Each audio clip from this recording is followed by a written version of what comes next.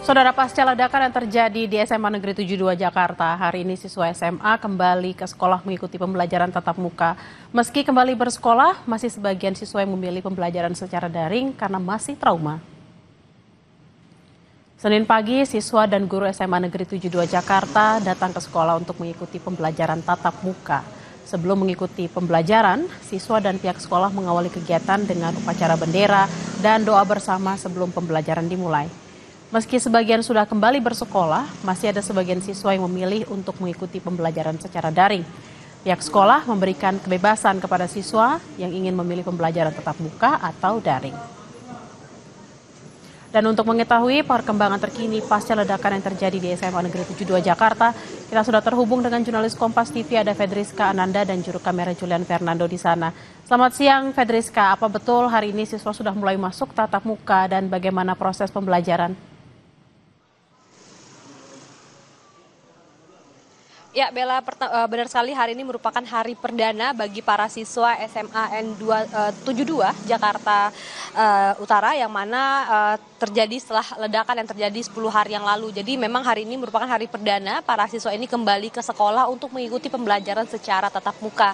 Namun demikian, Bella dan juga saudara, meskipun siswa hari ini menjalani pembelajaran tatap muka, namun memang ada sebagian siswa yang memilih untuk kemudian mengikuti pembelajaran melalui daring karena memang ini merupakan kebebasan begitu yang diberikan oleh pihak sekolah bagi para siswa untuk mengikuti pembelajaran. Hal ini dilakukan oleh sekolah adalah untuk proses pemulihan psikis para siswa pasca ledakan yang terjadi pada 10 hari lalu. Sehingga memang tadi kalau misalkan kami pantau sejak tadi pagi, para siswa ini tiba di sekolah sejak pukul 6:30 pagi, kemudian juga mengikuti upacara terlebih dahulu pada pagi hari, kemudian juga mendengarkan amanat dari guru untuk para siswa. Tadi kalau misalkan kami juga sempat mendengar sedikit amanat yang diberikan oleh guru kepada para siswa, dikatakan bahwa guru ini mendukung upaya apapun yang dipilih oleh para siswa untuk mengikuti pembelajaran demi mengedepankan psikis para siswa. Jadi selain itu juga guru-guru juga menghimbau para siswa ini untuk dapat juga menjaga nama baik sekolah. Tadi itu yang sempat kami dengar. Nah, bagaimana kemudian proses pembelajaran ini dilakukan?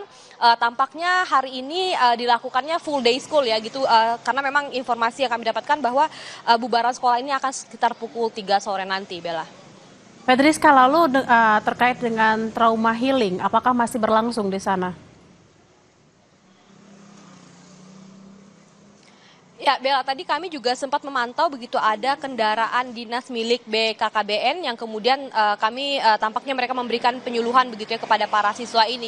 Meskipun memang para siswa pada hari ini sudah mengikuti pembelajaran penuh 1 hari begitu hingga pukul 3 sore nanti, namun tampaknya untuk upaya pemulihan psikis para siswa ini masih menjadi prioritas bagi para guru dan juga sekolah begitu. Karena memang kalau misalkan kami tadi pantau juga tampaknya sekolah tidak begitu ketat untuk memberlakukan aturan kepada siswa. Tadi tampaknya masih ada juga siswa yang kemudian datang sekitar jam 8, artinya sudah terlambat begitu, namun tetap diterima oleh sekolah. Karena memang tadi informasi yang kami dapatkan juga guru-guru ini ingin para siswa ini untuk nyaman dulu kembali ke sekolah sebelum akhirnya dapat mengikuti pembelajaran.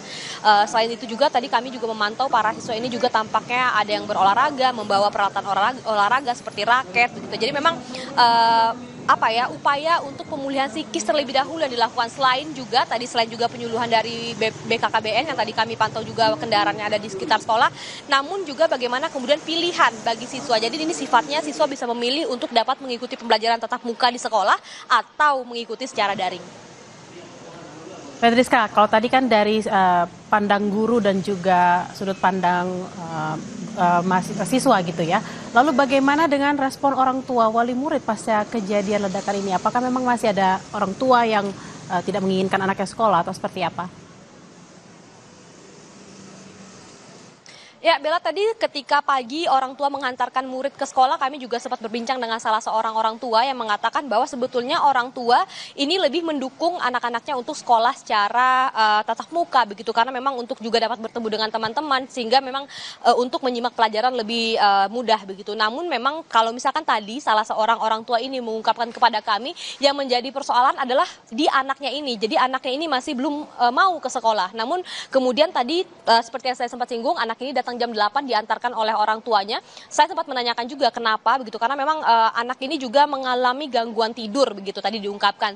Selain juga pemulihan psikis seperti gangguan tidur dan juga kecemasan begitu, namun juga yang menjadi prioritas sekolah adalah bagi para siswa yang juga menjadi korban dari ledakan pada 10 hari lalu. Bagaimana kemudian tidak hanya proses pemulihan psikis, namun juga proses pemulihan mereka secara fisik juga diutamakan. Jadi tadi seperti yang saya singgung, sekolah lebih longgar begitu memberlakukan aturan kepada siswa. Mereka bisa memilih untuk datang ke sekolah atau mengikuti pembelajaran secara daring, dan juga untuk datang ke sekolah mereka ini meskipun terlambat tapi masih diterima oleh sekolah, meskipun tadi sempat saya singgung mereka juga mengalami kecemasan dan juga gangguan tidur.